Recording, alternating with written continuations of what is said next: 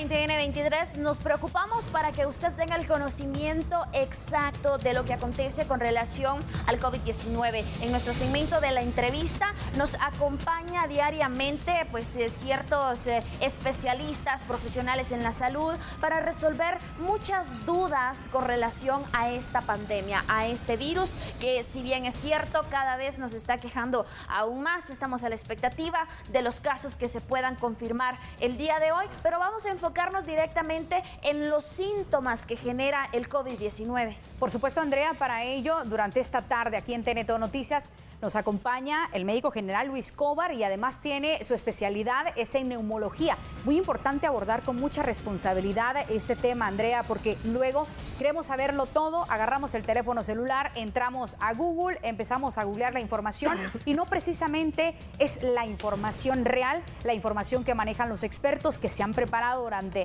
muchos años, no solo en el área de medicina general, sino que al contrario, con su especialidad. Repito, le damos la bienvenida al doctor Luis Cobar, neumólogo, para hablar precisamente de esos síntomas. Doctor, aparte de darle la bienvenida, quiero comenzar con esto, y es que de verdad estamos ya en la psicosis, no solo del encierro, del aislamiento, sino que empezamos a decir, tengo una leve tos que probablemente puede ser alérgica. O un resfriado. Y podemos pensar que se trata del COVID-19, aunque lo más responsable también es darle parte rápidamente a las autoridades de salud. Doctor, bienvenido. Bienvenido. Muchas gracias, Andrea. Muchas gracias, Diana, por el espacio. Mira, es importante recalcarle a la población que los síntomas principales se pueden confundir con muchas otras enfermedades respiratorias, pero hablando específicamente del coronavirus, los síntomas que más se detectan son principalmente fiebre, tos, dificultad para respirar, que generalmente se presenta después de la primera semana, probablemente llegando a los 7 o 8 días, pero también pueden haber incluso síntomas gastrointestinales, incluyendo diarrea, y también puede haber, por ejemplo, dolor muscular.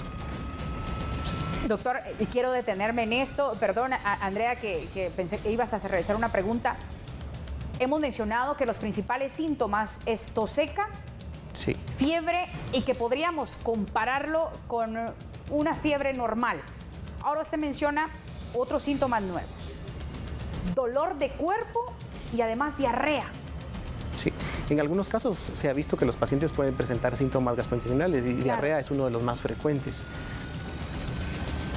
Definitivamente son aspectos que en la mayoría de ocasiones, doctor, las personas pueden llegar a desconocer. Por lo mismo, porque se utiliza el teléfono celular. Si lo queremos ver hasta ese punto, se utiliza la tecnología, o llámese también el buscador de Google, para verificar entonces, bueno, tengo dolor de cabeza, ¿qué síntomas puede ser? Pero por la misma psicosis que mencionaba Diana y en la cual todos estamos expuestos ante esta situación, podemos generar o incluso hasta sentir síntomas que probablemente nuestro cuerpo no nos está manifestando. Ya es algo mental. Sí, mira, es importante que la población se informe a través de los canales oficiales.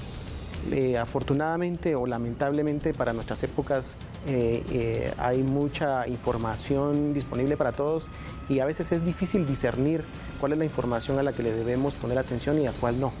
Entonces, el mejor consejo que le podemos dar a la población es que se aboquen y que se informen a través de los canales oficiales o a través de los médicos de confianza que están más relacionados con este tipo de padecimientos, para no dejarse engañar y no dejarse sugestionar también por información que no siempre es adecuadamente verificada.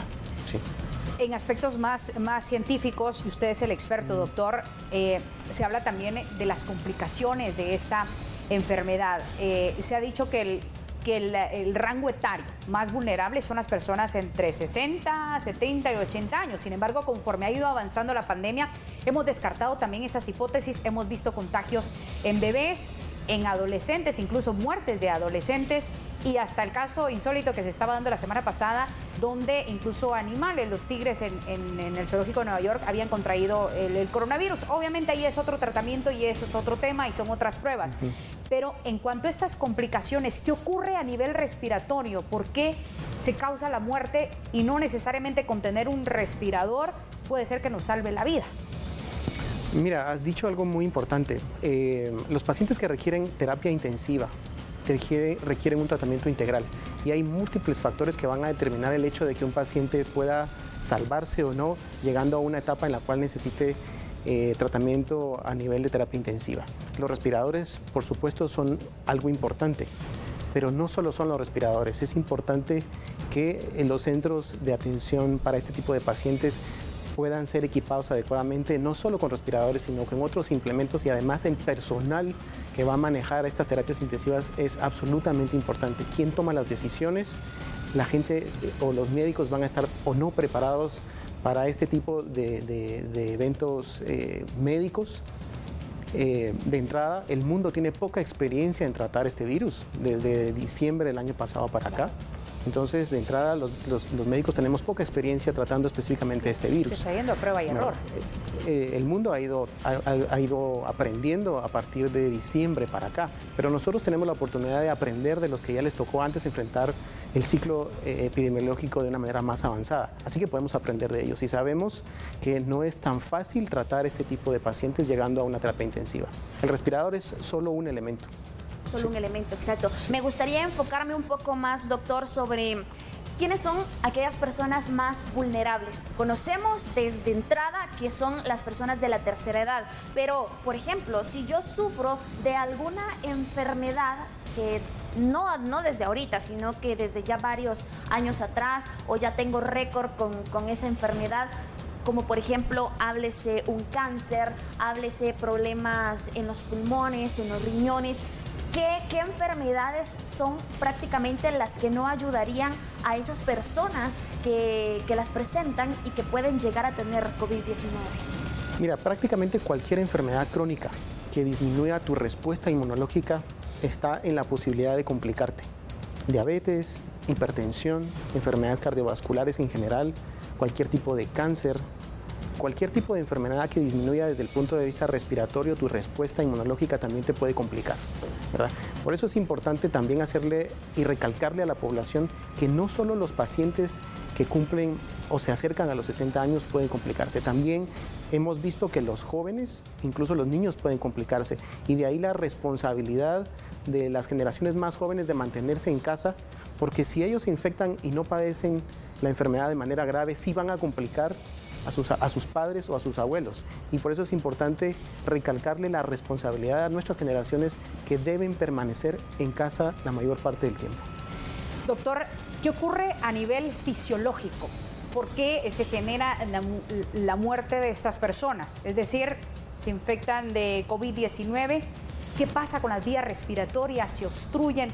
¿Por qué se da la principal causa de muerte? Mira, hay son múltiples factores, pero la inflamación juega un papel importante. La inflamación que produce a nivel del tejido pulmonar es una característica de este tipo de pacientes.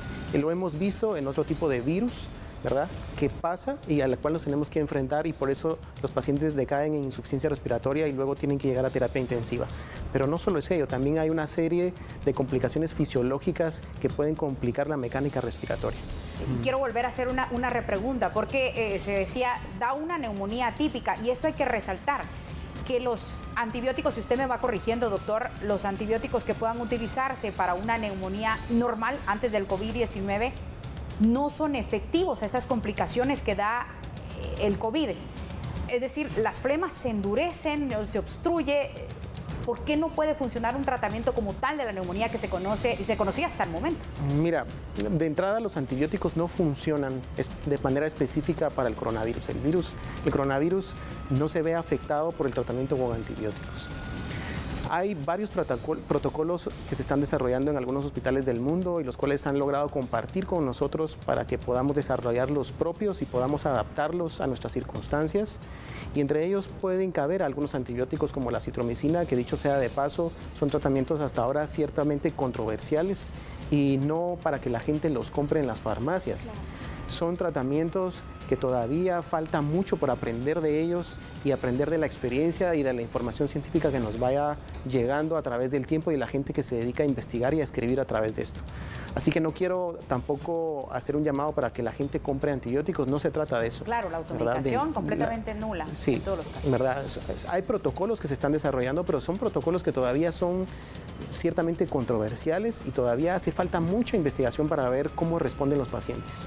A ver, doctor, sí. ¿Qué pasa con aquellas personas que son asintomáticas? ¿Se cree que hasta dar a conocer o hasta sentir, por ejemplo, tos, fiebre alta, dolor de garganta, en este caso también usted mencionaba diarrea o dolor de cuerpo, pero ¿hay algún síntoma que nosotros podamos notar en nosotros mismos y poder estar atentos? No necesariamente llegar hasta presentar fiebre, hasta presentar tos o hasta tener diarrea, por ejemplo. ¿Hay algún síntoma en específico que nos pueda mantener en alerta y poder actuar aún más a tiempo?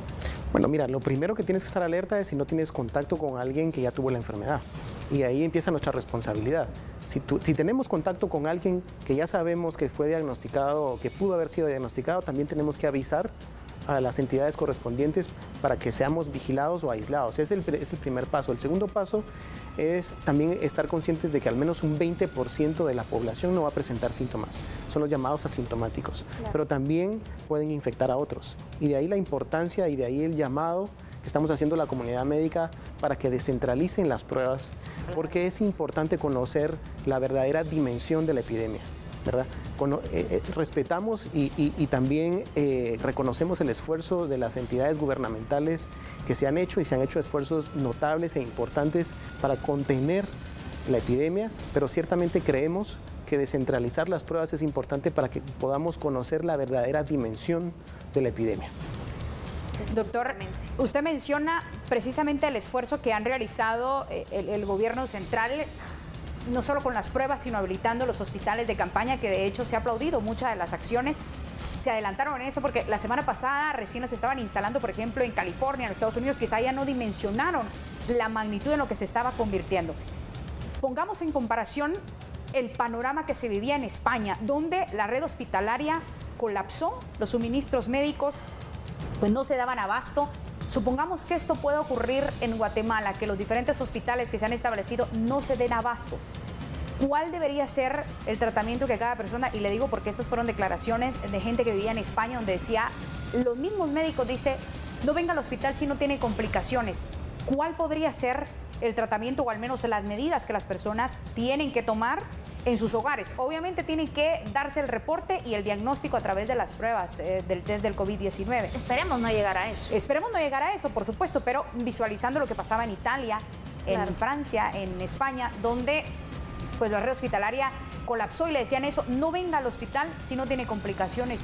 ¿Cuál debería ser, de cierta forma, el cuidado que se debe tener en casa una persona de COVID? Mira, una adecuada hidratación, una adecuada alimentación. Hoy por hoy solo se recomienda acetaminofén para tratar la fiebre y la familia debe estar atentos, porque en el momento en que el paciente empiece a percibir dificultad para respirar, ese es el momento en el que debe de consultar. Totalmente. Sí, ¿verdad? Y segundo, totalmente cierto lo que tú dices, la posibilidad, el riesgo potencial de que lleguemos a desarrollar un pico epidemiológico como el que hemos visto en otros países, incluso mucho más desarrollados que nosotros y que tienen un sistema de salud público mucho más fuerte, pues es muy probable, ¿verdad? La posibilidad es presente y sobre todo si no acatamos las recomendaciones del Ministerio de Salud de mantener el distanciamiento con otras personas. La posibilidad existe, la posibilidad es real. Muy bien, doctor Luis Cobar, vamos a dar las conclusiones en este momento sobre el tema, sobre todo recalcando tal vez lo que a partir de este lunes será prácticamente una obligación, portar la mascarilla. Aquí tenemos la mascarilla y tanto que se ha hablado, perdón Andrea, que me sume a esto, la N95 obviamente está agotada, no es de fácil acceso para los guatemaltecos. O la sobrevaloran. Sí, y se ha recomendado, bueno ya, ahora es obligatorio a partir del lunes usar la mascarilla. Esta es de tela, esta es la que yo estoy utilizando, tiene un recubrimiento, no es la N95, pero nos puede ayudar y de hecho se tiene que usar. ¿Por qué? Sí, mira, la recomendación, y creo que la mayoría de la comunidad médica estará de acuerdo conmigo, si no es que todos, es utilizar por supuesto mascarilla, pero la N95 por favor dejarla para el personal de salud que vaya a atender a los pacientes, ¿verdad? No existen suficientes insumos en cualquier parte del mundo. Entonces, al menos la N95 dejémosela al personal de salud que vaya a atender a los pacientes. Pero todas las demás, las personas en general deben utilizar mascarilla por la responsabilidad de disminuir la capacidad infecciosa en un supermercado, en un mercado, en una tienda, en cualquier lugar donde vayamos, calle, o cualquier lugar donde podamos transitar con la mascarilla puesta, que no necesariamente tiene que ser una N95, sino una mascarilla esta de tela y lavarla todos los días. Exactamente. Todos los días hay que lavarla. Sí. Excelente. Excelente. Bueno, ha escuchado entonces usted allá en casa parte de los síntomas. Se conocía entonces tos seca, fiebre alta y dolor de cabeza. Ahora, por favor, se han ya diagnosticado nuevos síntomas en las personas que ya han portado este virus. Háblese también, ya el doctor Luis Cobar nos daba a conocer la diarrea y también dolor de cuerpo. Si usted llegara a presentar cualquier síntoma de estos, por favor, dar aviso rápidamente a las autoridades correspondientes, a los que están velando directamente porque este virus no se propague, y sobre todo desde que usted siente el primer síntoma, tomar sus medidas de precaución y alejarse de su familia lo más que pueda. Doctor Luis Cobar, muchísimas gracias por habernos acompañado durante esta tarde. Obviamente tenemos tantas preguntas, el tiempo se nos agota, pero yo creo que es el tiempo conveniente para que usted les haga el llamado a la gente que nos está sintonizando a través de TN Todo Noticias a que acatemos esas recomendaciones. Y ya lo decía usted, N95 para el cuerpo médico que está atendiendo directamente a los enfermos, y a utilizar ahora sí de forma obligatoria la mascarilla a partir de este lunes. Sí, entonces un llamado para toda la comunidad guatemalteca para que mantengan el distanciamiento social, todas las medidas de higiene, distanciamiento social y uso de mascarilla a partir del día lunes. Bueno, a partir de ahora mismo, ya lo tendríamos que haber hecho hace tiempos, pero es obligatorio a partir del día lunes. Teníamos que tener esas restricciones y que nos tomaran así como niños, de decir sanciones. Doctor, un placer haberlo tenido por acá. Andreita, nos vamos a la pausa. 18 horas con 30 minutos y por supuesto haciéndole la invitación a usted para que siga en sintonía de TN Todo Noticias. Regresamos, vamos.